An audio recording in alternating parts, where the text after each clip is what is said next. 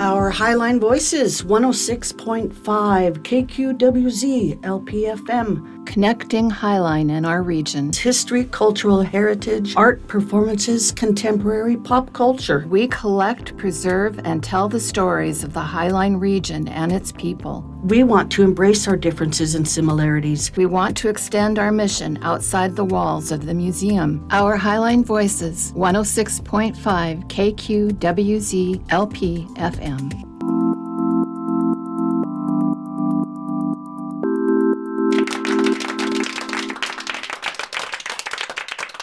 Hi everyone, this is Nancy from the Highline Heritage Museum and welcome back. Today we have a pretty awesome person. I'm already liking her. I don't know much about her, but I'm already liking her. So I'm excited about learning more about who she is, and then we're gonna change the format today. She's gonna ask me. No, I'm gonna ask her some questions, but then she's gonna be asking me questions too. She's a student from the Big Picture, and it's always a joy to work with the students and then trying to see why are they interested in the museum and why are they interested in even doing the internship here or in general who they are. And so today we're gonna tap a little bit into that. So before we start, I want to say thank you. Thank You're you for this opportunity. Why are we doing this? Why not? That's that's the answer that I'm just Why not? why not? Why not do it? And for me, it's about connecting with neighbors, connecting with who's around us. We're sharing the same space, so just get to know the neighbors or friends or coworkers and even strangers. And so this is a wonderful opportunity to do that. Okay, are we ready? Yep. Okay, so I'm gonna ask you just basic. The main question is who are you, and so you can just say your name and where you're from, and then where you live, and then we'll take it from there. Yep. So my name is Levy. I'm 15, almost 16, turning 16 in a couple weeks. Wow, I'm from Big Picture High School. I'm a sophomore, so I'm in 10th grade, and I'm from Burien. nice. Have you always lived here in Burien? Yeah. Do you have family around you here? Most of my family lives further eastern Washington, Okay, good. or Olympia as well. Olympia in eastern Washington. That's nice. What do you like the area you live in? Yeah. Why? I think I like how quiet it can be at times, but also I like that it's not too hot because I don't do well in hot weather traditionally. Oh, yeah, I know we do have the summer, which is going to start coming up. I mean, we enter in the spring and then the summer, and then here we go again. And so, do you have siblings? That is an interesting question because Okay. I technically have three or four. One of them's kind of a stepsister through my half sister, but I don't live with any of them. Got it. Got it. Well, the reason why I asked that question is to try to see more about community. What's your community around you? And I know that you came here for a reason. You came here to learn more about what we're doing in the museum and things like that. But also it's like asking the question, why? Why are you interested in this strange place? I like history a lot, and I especially like to learn about local history, especially the odder nooks and crannies that are harder to find info on. You can't Google for a lot of the history you guys have in this museum. Yeah. You just can't. Yeah. It's only most of it's word of mouth. And since Burien such a small place, a family friend of ours has had this running joke. He's since passed, but his joke was Burien is the place you end up when you're lost from the airport. Which is completely wrong a lot of the times. I like that. That's a great line. That's the first one that I got. That's great. So yes, we only 5 minutes away from the airport, and yes, I can see why would that be. If you're not heading to, north to Seattle or Tacoma or SeaTac, but Burien has a very rich history. It's just not as a popular history, so you have to find the little tiny museums like this that hold it. Yeah, and then for us, it's interesting because it took us. We are up to now 30 years collecting the local history. Yeah. So, but before we go into it, and so you like local history, how can, I mean, this is a weird question. How can you define history? What is history to you? History is stuff that may or may not have been lost previously, maybe 20 years ago. There's stuff that maybe your local person of my age or younger would not be remembering at this point. Yeah, one of the things that I'm starting to change is the definition of history for me. And the reason why is that what we live in today in the present is history. If you think about what's going to happen 100 years from now, people are going to be looking at what we live in right now. Yeah. And so the collecting history for me, it could be something, from, many, many, many years ago to up to today that it shows an We, example of everyday life. And so history to me is just stories of a yeah. human, or it's stories of a human aspect. It could be individually, as a family, as a community, as a city, as a state. And so yeah, that's that. Well, I feel like at any point history will count. Even like today would be history. Tomorrow and 10 years later. yeah, I got another weird one. And Yeah. so, when it comes to history and thinking about it as a reflection of everyday life, what do you think about how you experience life? What is around you? And I'm talking about from pop culture elements to social issues. I mean, you were born in growing up with the social media materials. I did not have that. You know, now I do, but I Yeah. did not grow up with that. Just, all the way from internet that was completely new to just even the way people are communicating. And so, but also like bullying, for example. We don't have to go there, Yeah. but like bullying is such a, you know through many generations people have experienced bullying, and then all these social issues with people and personalities and so on. But even now with the social media component, all of it Yeah. is, it comes in a way that is even more aggressive that nobody Because people can hide behind a screen. I know, I know. And so that's even, I mean, what you guys are facing to Yeah. me is even more scary than all of us had faced, because, we're confronted with that person and we're dealing with the situation right there. Yeah. But what happens when you do that? And on top of it, you got these other layers of issues Yeah. on social media. And yeah, people tend to be way more rude, no manners. There is almost like they feel they have permission to be rude. It's Um, because they're hiding behind a layer of animosity. Or not animosity, but amenity? And they're anonymous. Yeah. Yeah, Yeah. anonymous. Yeah, they are. Well, but then what happens when you actually know somebody, and they will not talk to you when they're in person to you. They will not talk to you They like wouldn't that. try that. No, no, but they feel this. And I feel that a person who is there to attack, to bring someone down, I believe in that you have permission to express yourself. But why not with respect? The fight Yeah. is not about your opinion or your perception or what you think. The fight is about why you had to be so rude, so rude or even cruel, if you don't even do that in person. Yeah. And so, anyway, I want to talk a little bit about the difference of generations and Yeah. how we face people in general. But you guys, I do have to admit, you guys are facing with more issues than I Yeah. ever think of. Right now, I can say, well, I'm not connected and disconnected and move on. But now almost everything is integrated into your phone, and all the way from homeworks to assignments to classes to social, your friends, the people you know, to family and communications and so on. Okay, so enough about I know that you're here for a reason, and I want to honor and respect that. So now it's your turn. It's your turn Right. to throw me weird questions, and yeah, What's your involvement in analyzing and managing the collections that you guys hold? repeat that again. How much have you been involved in analyzing and not even just analyzing, but obtaining the collections and setting them up in this museum? Well, I've been with the institution for 19 years, I think now. And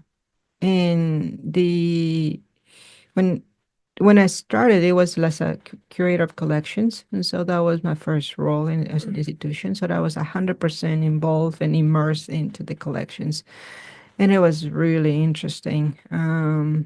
Every museum have their own stories on how you Yeah. deal with collections, but in our case, being passing generations in a few generations, on people working in the collections, there were a few things that just did not make sense. And then we move a lot too. And so that created a chaos that it was not easy to digest. And so I actually dismantle the previous system. Before you let's just say you have box 1, 2, 3, 4, 5. You open a box number one, and you'll see a mix of things in there, like materials made of paper and wood and plastic and Things that glass. are very much two different objects, or could Yeah. be damaging to the other objects in the box if something were to happen. Yeah, so they were all combined in one place. And so what I did is I went to each one of the boxes and dismantled all of it. I said, no, we do need to have archival collections, textile collections, three-dimensional collections. Why? Because every single object requires a very specific conditions on how to take care of it. I mean, you cannot destroy a piece of paper the same way as you would do it with a piece of glass, and you cannot.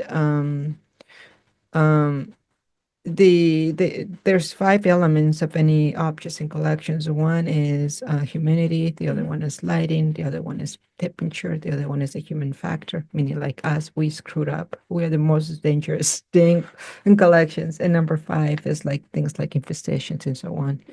And so I normally don't say this in public, but I'm going to share it with you. So the way I see collections is almost like a newborn babies. Yeah. Is that each box is a cradle, and we need to make sure that our hands are clean, or at times wear gloves, and then we have many layers, and make sure that we're treating the baby really gently and being mindful. Because it can go wrong so quickly. Yeah, a lot of the collections that we have are just like one of a kind type of thing, meaning that maybe some objects we can replace them, especially if they're made of fabric, not fabric, but that too, but like mostly archival materials, anything made of paper, like books, publications, and posters. Where there's probably more editions, but if it's like a handwritten letter or a specialty photograph, you may never get another copy of one of those. Yeah, Or a handmade dollhouse, you will never get a second one of those. well, they even not only the need of replicate one object, but also the provenance, meaning who is that belonging to, who is that person who created that in, and whose collection that was. And so let's just say George Washington, like one thing is just get a copy of the same material, but completely it's like, oh, this belonged to him, but this actually is something that it was part of his belongings. And so that immediately brings a different layer of appreciating the collection. Importance. Yeah. It's like, oh, this actual person that I've heard about but would have never had the chance to meet, we are sharing this object that they once had. Mm-hmm. And so that brings a different element of appreciating a collection. And so going back to your question and the managing, oh my goodness, it is, yeah, I can spend months and just answering that question and what it really entails. There's a common phrase, collections care. That's the term that we use. It's like when we are taking care of it, and what does that mean? It's not just the preservation of one object for many years, but it's also the process of how we are all the way from the cataloging to the documentation process to just to get you an idea. For us to process an object, it requires 1 hour. Oh, wow.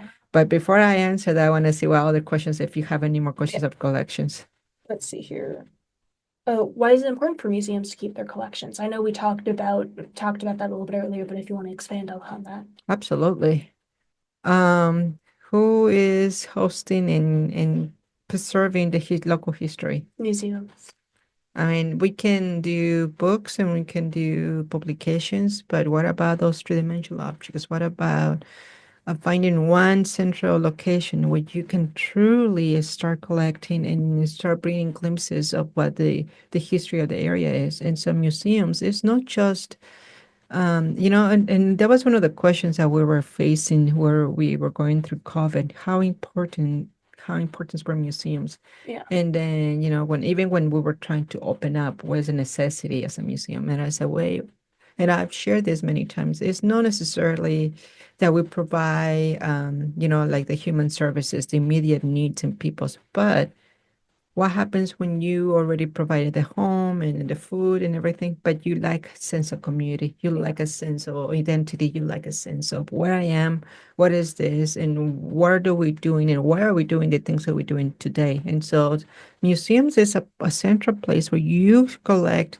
And then you actually make sense of what is around you, all the way from, like I say, identity, but also like, oh, well, we are in this place because this thing happened a couple years ago, or 20 years ago, 40 years ago, and we just live in it. And so we are results of whatever happened before us. Mm-hmm. What agency is able to do that work? Yeah.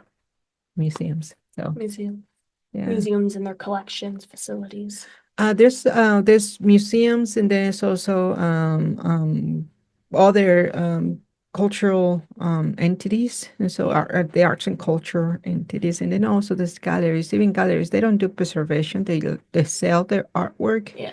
And they work directly with that. But in one way or another, it's also a reflection on what's going on, and especially with the arts. But yeah, museums for me, especially history museums, covers four areas.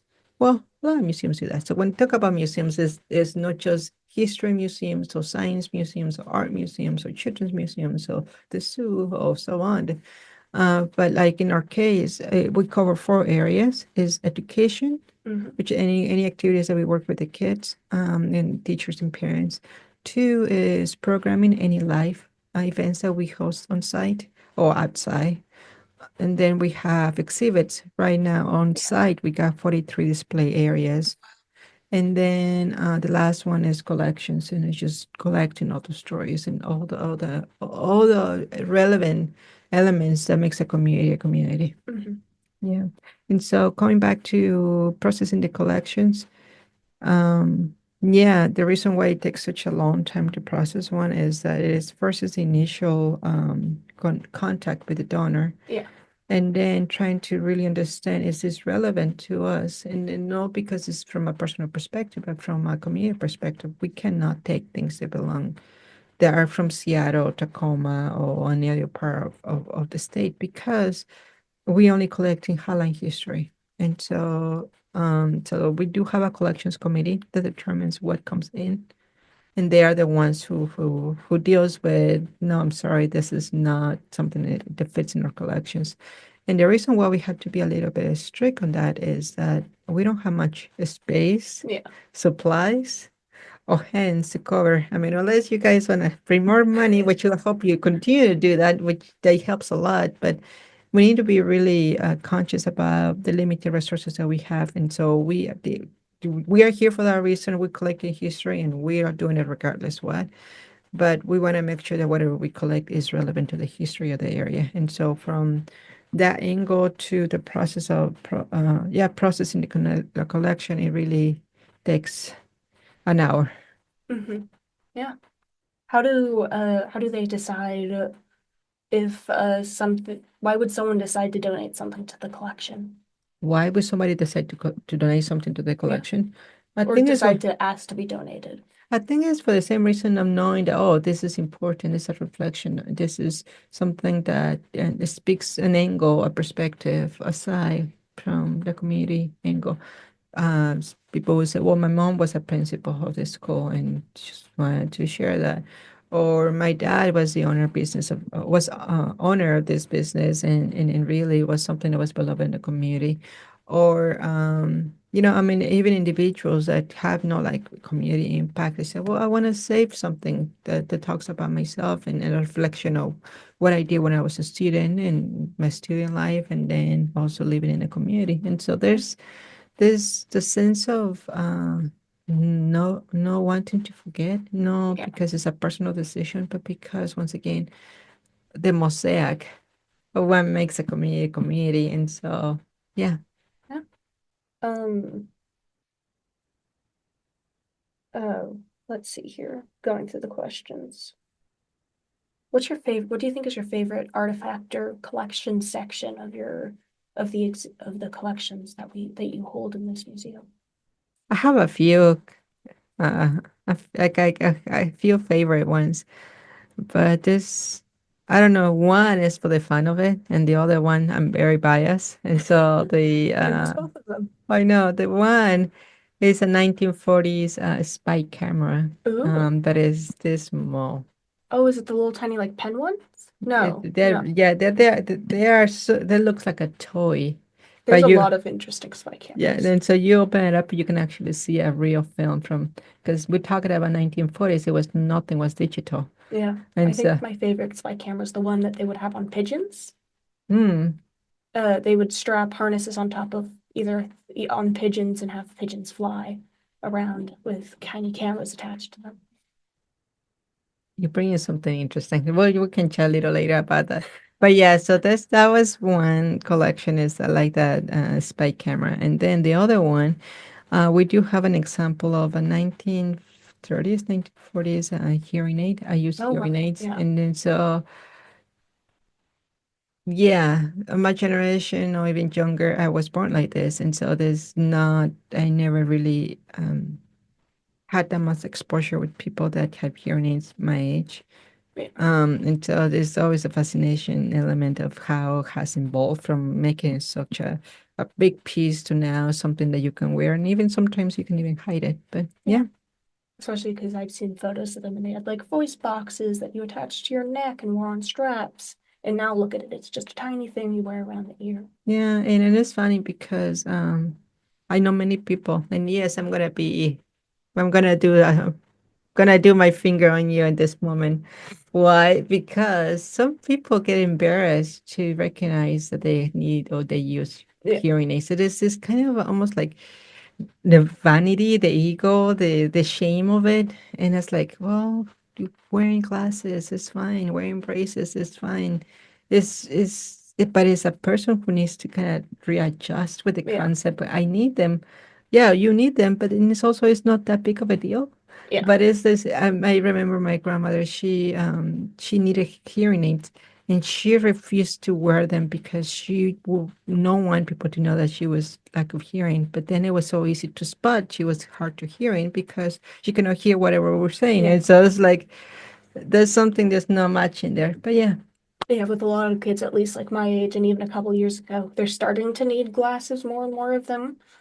But it's very interesting because I remember a couple of years ago, I've had glasses since I was 2. okay. I've never had an experience without them, but it's always funny when people are complaining about, oh, my glasses, or oh, I don't want to wear bifocals. They make me look old. I've worn bifocals, I've worn glasses, I've worn them since I was 2. Wow. So there's not really like any point in my history where I've had to be ashamed of the glasses Mm-hmm. because I don't know anything else. And I just that, have them. and then it does, it gets to the point, like in my case, because all them, the majority of the hearing is that they make them in skin color Yeah. as close as possible. And I was like, are you kidding me? So my hearing is are red, by the way. Why not make it fun? Oh, you bet. I had to choose between something that was like this green Ooh, or red, but I love red, and red is my favorite color. So then choose the red. I chose the red, and it's something that I'm not. I don't know. It's very interesting how culturally people receives about how they see themselves and needing Yeah. something and showing that off in public. Yeah. Okay. Let's see here. Um, what do you guys consider when choosing which items do you want to have on display or which sections of collections you want to have on display? Well, it depends on what's going on. So let's just say that like next the next year we celebrate America the 250th anniversary of this beautiful country. Oh, wow. And so we had to think about, okay, what is it, how are we going to be celebrating that and how are we going to be telling the story? And so that's an example of that. Also, it depends a lot of the condition of the object. We cannot put things, just to give you an idea, 30% of our exhibits of our objects are on the gallery. Yeah. 70% are in storage in Yeah. our I collections. remember when I got a walk through a couple years ago, you showed us I think, yeah, you did show us a couple of the things that you had in the back. And those, I think, were some of the most interesting things. Yeah, I know. To me, it's almost like Christmas Day. You open a box, you don't know what to expect, and then you're like, whoa. And then Yeah. you really dive it into asking the question, what is that? And it could be as simple as a pen. Let's just say I'm using this example Yeah. as a pen. But you had to think about who designed it like that, what type of material is made of, why like that, and Where what was was it go used? and how it was used, who used it, why, what was the context? Is this in America? Is this in Asia? Is this in Australia? And so it's like what the context of how things are being used. And so that same happens with all the objects. But uh, going back to the display component, the fragility of some objects, especially if they are, over, let's just say 100 years, like I mentioned, the five factors that will damage it is humidity, light, temperature, human factors, and infestations. The moment we display something, we already know that we are accelerating the speed of damage of the object. So you don't want to choose something that's already starting to deteriorate in perfect museum conditions anyways. I don't think there's a Well, perfect, not perfect, but but the it's most steady. ideal, the most steady or most ideal conditions that we can hold. Yeah, steadiness is something that we want to make sure. Think of us like if we are nurses, meaning the curators and preservations. Is more about preventative damage. Yeah. As when you go to a surgery and a doctor, it is like, no, you got an issue. We're gonna go in, we're gonna cut you and fix it right there. And that's a conservator. That's what conservators do. It's like they are more abrasive in let's just say you got American flag. Well, there's a tier. Well, the conservator will cut it clean and switch it and do all kinds of things. Like with older paintings where people will like retouch it, but make it as perfect as the original was. But that is aggressive because you're playing with chemicals. You're playing with it's a barely, It could go wrong so easily. Exactly. And I think we've all seen the horrors of art conservations going really wrong. Yeah, there's one from Spain that I saw. It's like, oh my God. Have you seen that Jesus one? I think that's the one. The one where it has the really bad disfigured face. Yeah, there's some arts that there's some ones that have just gone really poorly. Yeah, and it's just a lack of education that tells you that a person is not aware of that person who does that type of work is not aware of conservation work. And so for us, aware of how it should have been done or why it's done, the purpose of it. Yeah, no, so think about us as a preservation is preventative work. Yeah. So we don't do the cutting, we don't do the chemicals, but we do slow down the damage in time. And so when we are looking at displays and exhibits, we have to have that in mind. How do we make sure that we are not so people say, well, just let's do it. Let's just so everyone can see it. Like, yeah, but what about the next generations after us? I mean, do we want them to see them? And if that's the case, we had to come up with more strategic ways to do the work without compromising. Because at the end of the day, whatever we do here at the museum is not for this generation; it's for the one's future, and that's why it's important. It goes beyond what we see right now. And I'm assuming that that's also why sometimes people will make replicas of things, because replicas can be replaced, they can be standing for longer periods, and we still have the original in the back. Yeah, and one of the practices that we have is that we trying to have copies or similar copies of similar objects. Let's just say 2 copies of that could be paper, an artifact. But then if let's just say typewriter, which we do have plenty on the front. And so let's just say that, well, we all got plenty of typewriters. Yeah. So now what we're going to do is have them one for research. No, well, yeah, we can do the typewriter. Let's just say a book. We got 2 copies of the book in the collection, so that nobody plays with it, and that is pass it on. We have an extra book. Well, that could be for research. So anyone that comes in and is interested in researching something, they can actually go through the pages. And then we have another copy of it for educational purposes, meaning like we have a field trip, we have educational box that we require to actually look at an object, but it's breakable. And we know that the moment we put it to the public, it is a breakable issue. And so we already know that, okay, by the time it gets to the educational component of research is that we already have some materials in the collection to protect originals. Yeah. And so, in that regard, we are trying to do both ways. One where we are serving the communities today, but also be mindful of the coming generations. Yeah. Because if we destroy the original and there's no duplicate, the other generations will only ever see it through maybe a photo. Yeah, and it's a lot of information gets lost. And then now with the digitization era that we're in, when I started my museum studies, It was actually a little before the digitization really full end came in, and I remember that there was at the one point was, oh my God, let's just digitize everything and save everything in the cities, and then there was some people that were actually throwing away their books Oh no. and their things because so we already digitized and we don't have a space. It takes supplies and space and people to manage it and conditions. We don't have enough money to pay the Yeah. rent of a storage facility. So they thought that by digitizing things will actually save them money and be more practical. The problem with that is, as you know, how many times is your phone has to be updated? You know, when you're on your phone, Yeah, every month probably. we imagine how you can do that with thousands and thousands of photos or files. That wouldn't And not, it doesn't.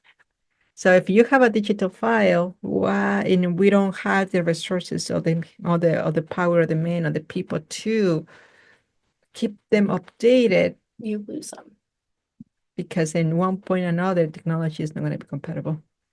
Yeah. That's a risk of digitization. Then I'm like in a panic mode with that. I'm still like, Digitization's good to release it so more public can see it or read about an object, but you don't want to get rid of the proper physical object. yeah. And in fact, when we do, let's just say that we are digitizing a photo, Mhm. there's one that's okay. We have to have a copy, the master one of all, 600 dpi.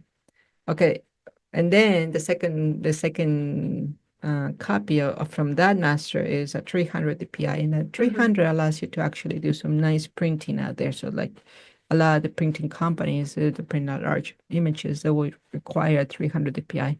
But then you go to like things that you might see, let's just say in a website or sometimes it will be 150 dpi, but we can do that for cataloging and Yeah. just a general research. And then you got a 75 dpi, which that's the ones that sometimes when like when you have and you surf you on the internet and you have the image and you drag into the computer, you drag it down to save it, and then you're trying to print it, and it's really tiny, tiny, tiny, tiny. Those are because the resolution is extremely, extremely small. If you were, there have been cases that when somebody has been scanning an image of anything, but in this case, I remember it was from early 1900s, and they scan it, and then they scan it at 300, no, 600 dpi, which is a lot stronger than the naked eye. Oh yeah. They were able to see more details. They were able to see people than they even see before. They were able to see more stuff and interpret that photo way better than in the naked eye. And that's the magic of Oh, those and that cameras. tells you that sometimes materials are hiding things that we cannot see. But that is when you print them in a really, really like high resolution. You cannot do that with newspaper articles at all because the moment you and we have many people that have done that. They will take a photo of a newspaper clipping and then they print it. The problem is that when you're trying to reprint those, you're gonna see the dots. There are dots. The way the newspapers are printed are not like laser jet. It is on dots, and so Yeah. whenever you're outside and you see a photo with a lot of dots, you will know that photo was taken from a newspaper, not from the original material. Yeah. Yeah, That is actually really interesting. I know. Collections are awesome. They're my favorite kind of area because there's a lot that you can't see when you visit the museum that people just happen to have. Yeah. And when we talk about museum studies, normally when the students are going to that program, they fall into two areas. They fall into collections, which is the majority of people, and then they work into exhibits, which is like the second after that.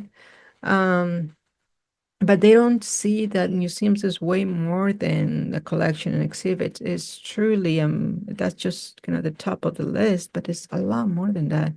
And all the way from communications to graphic design to a board to the building and facilities to fundraising to what it means to be a nonprofit, which is a completely different ballgame there, to into how people interacted with programs and then field trips and so on. And so there is a rich, there's a big list of different professionals. Yeah. That are needed to run the museum. Yeah, there is not just a curator, either collections or exhibits. There is way more work than that. And so it is a very for me, obviously, I love the field. I'm passionate about it. And so it is a very gratifying feeling of having a mix of all, having a mix of numbers, having a mix of facilities, have a mix of creativity with exhibits and how you do things, and have another the excitement of the unknown stories of collections to even how you engaging with the public on social media or in communication items and sharing the news of what's going on, or even sharing a story like what we're doing right now. You're sharing something even in the radio, which is not normal in museums. So yeah. Yeah. Let me think. Do you have any other questions to ask me? Uh, No, I think that I like how you are processing this conversation. I really like you. I like how you are mindful of on understanding the answers and then also understanding kind of the process of what this wacky place is. I love this wacky place that I know it might be very unprofessional kind of like that, but this is a magical place that Wackiness is kind of the goal for a lot of places. it is our goal. It is our goal. Is our goal is there are museums, like you say, a Holocaust museum, Yeah. where they're focused on the raw pain and processing Yeah. what it Some means to go. museums you don't want to be wacky. No, you cannot do that. And then like science museums or art museums. But in this space, when we think about heritage and what does that mean in history, what does that mean?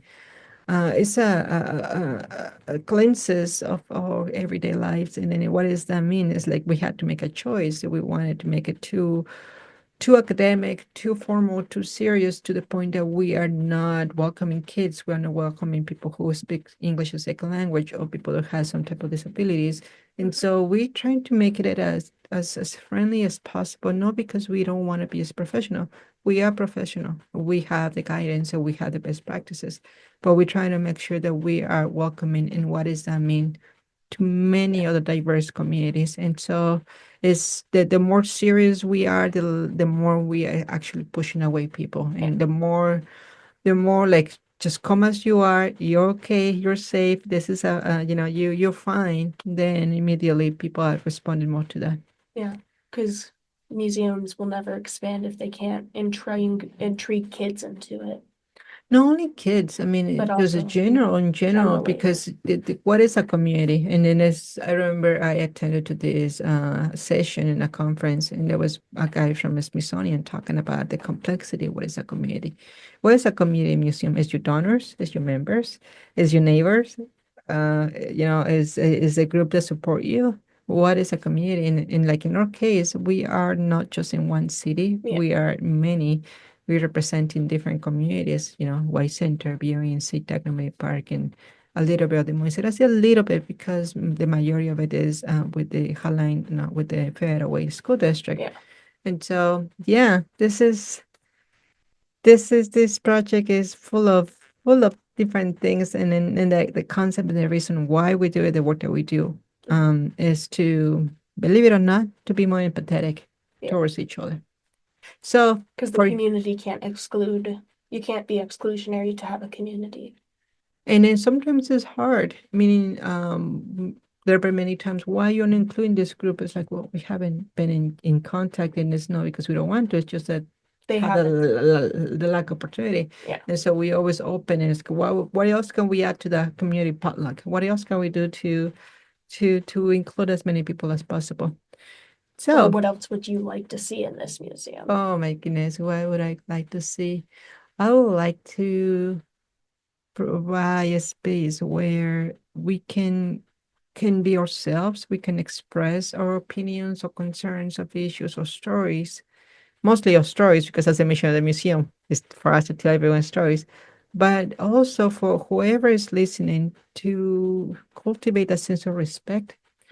That you don't have to be, that person doesn't have to be a copy of you. That person doesn't have to be you. You are you, and that's what is beautiful about it, is that every one of us is so unique. And so the idea is not to be copy of each other's, and that way we live in a harmony. To me, it's more about, once again, like a community potluck. It's not just one dish, but the more dishes, and then you can pick and choose the one meals that you got intrigued or curious and you want to try. but you do it with a sense of wonder, discovery, and respect. You're not going to just go into the table. I don't like that dish. Let me grab that dish and throw it on the ground and step on it only because I don't like it. It's like that doesn't, to me, it just doesn't make sense. Why would you invest so much anger and pain for something? If you don't like it, you don't like it. But There's probably something else at that table that you do like. there's plenty, and all of us, I do believe that we got way more things in common than differences. We all want the same thing in a sense of we want to be healthy. We want to be, in a healthy community where our kids can run and be safe. And we want to make sure that we are thriving and caring and promoting kindness and empathy towards each other and understanding a sense of belonging. I mean, we are humans and our needs are so similar. But also we are so unique that our lights are so different that whenever we enter into a space, our lights shine, and then that same applies to everyone. And so for me, it's a sense of respect, a place where you can respect the stories, you can respect the people, you can respect the different opinions, the same way as we'll be respecting your story, your opinions, your perspectives, and in a way that maybe just scratch your head and like, well, I'm got curious now. I'm intrigued by this. Now, can we talk a little bit more about it? And in a way that is out of wonder, out of being curious, not because you want to say, oh, I'm right, and I want to prove you that I'm right, and have this attack defense mechanisms kicking in a place where, I mean, you can do it everywhere, but my goal for this place is just to know that it is okay to ask questions. It is okay to be curious, as long as you're respectful. There's no need to there's no need to be rude. There's no need to be attacking. There's no need to I don't know. Yes, you might be cranky. You might be a little angry. You might be upset about something. Release it, but in a way that is constructive. No, not just for the sake of I want to show off that I'm the biggest person in this room and call it a day. I'm getting too distracted with this one.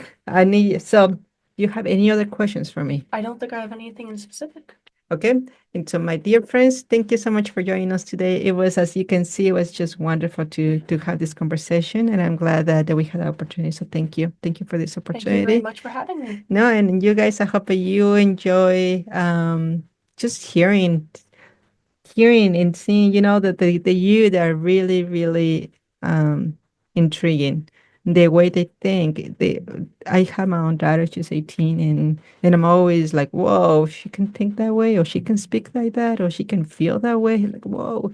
And so it's always an opportunity to learn from you. And so thank you for that. And to everyone, thank you for joining us tonight. Bye. Our Highline Voices, 106.5 KQWZ LP FM. We envision ourselves sitting at a round table where no one is the leader and stories are heard respectfully, regardless of gender, age, sexual orientation, disabilities, or ethnicity. Our mission is we collect, preserve, and tell the stories of the Highline region and its people. We want to extend our mission outside the walls of the museum. Our Highline Voices represents us all, honoring our past, celebrating our present, and uniting to cultivate our future. This project allows us to reach out to demographics who might be unable to visit the museum. People with disabilities, low-income families, people who don't trust museums, and more. In partnership, we are launching a locally programmed new radio station at the museum, featuring recorded and live Highline's heritage, history, culture, arts, and more. Are you interested in sharing your story? Email director@highlinemuseum.org.